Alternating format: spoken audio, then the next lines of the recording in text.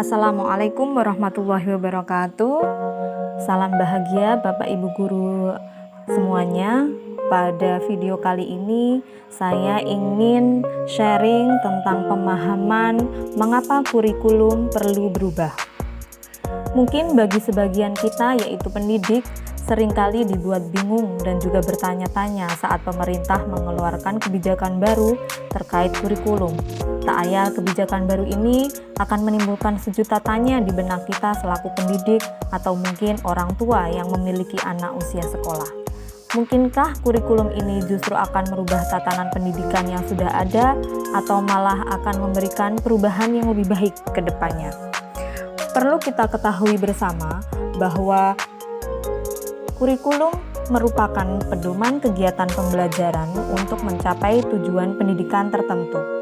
Saat ini berbagai isu baru menuntut satuan pendidikan untuk menyiapkan kurikulum yang membantu murid untuk menghadapi dunianya yang penuh tantangan.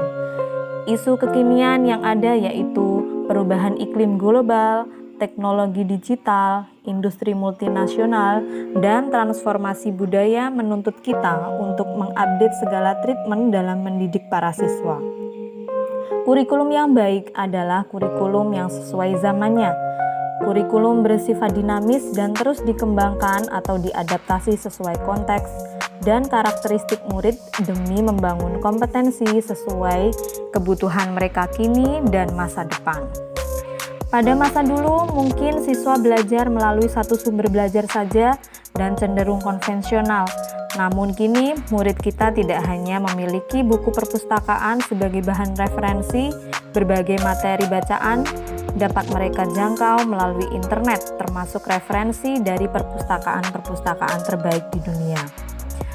Ketika kita masih berstatus sebagai murid, mungkin cita-cita kita hanya sebatas ingin menjadi dokter, polisi, tentara, atau tentu saja jadi guru.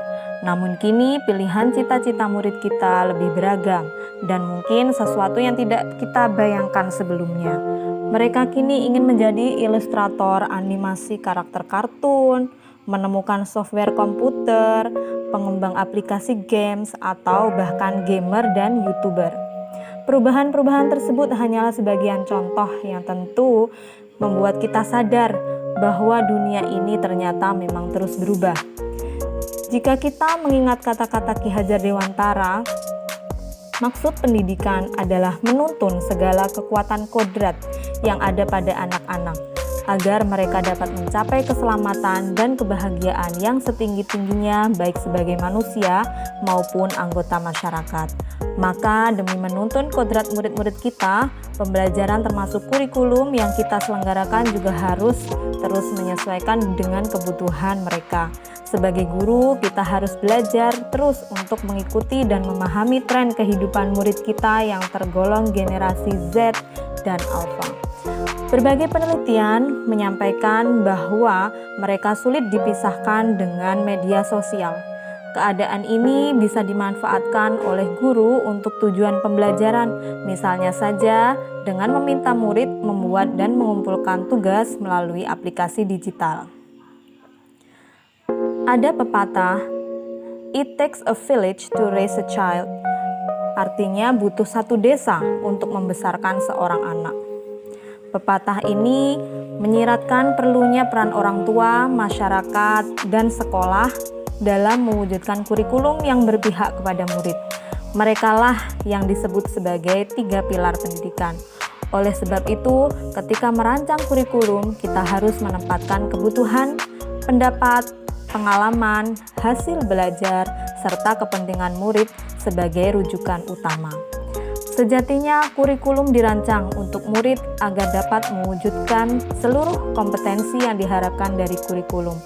Semua pihak harus berkolaborasi maksimal. Misalnya, guru terus belajar memfasilitasi pembelajaran yang sesuai. Orang tua terus memahami perkembangan dan kebutuhan anak. Begitu juga dengan pemerintah, daerah, dan pusat, serta semua yang bergerak di bidang pendidikan juga harus terus mengikuti perkembangan kebutuhan murid. Demikian Bapak Ibu Guru, sharing pemahaman tentang mengapa kurikulum perlu berubah. Mudah-mudahan bisa membuka cakrawala dan juga pengetahuan kita bahwasanya memang semua harus selalu berubah demi menghadapi tantangan ke depan lebih baik lagi. Terima kasih. Wassalamualaikum warahmatullahi wabarakatuh.